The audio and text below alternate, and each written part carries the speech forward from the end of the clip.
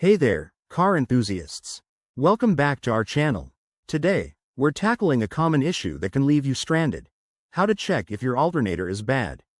The alternator is the heart of your car's electrical system, charging the battery and powering your lights and accessories. If it's failing, you might notice dimming headlights, a dead battery, or strange noises from under the hood. In this video, we'll walk you through a simple, step-by-step process to diagnose it yourself. No fancy tools required. Just some basic knowledge and a multimeter if you have one. First things first, start with a visual inspection. Pop the hood and look for any obvious signs of damage, like frayed wires, loose connections, or corrosion on the alternator itself. If everything looks good, move on to step 2. Check your battery voltage. Use a multimeter set to DC volts and connected to the battery terminals with the engine off.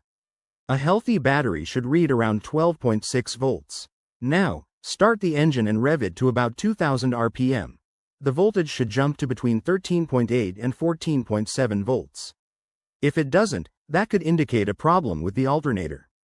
Next, let's test the alternator directly. With the engine running, set your multimeter to measure amps and connect it in series with the alternator's output wire. Be careful, as this involves live wires. You should see an output of around 13 to 15 amps at idle. If it's lower, the alternator might be weakening. Don't forget to listen for unusual sounds, like grinding or whining, which often signal internal bearing issues. One more key step. Check your dashboard warning lights.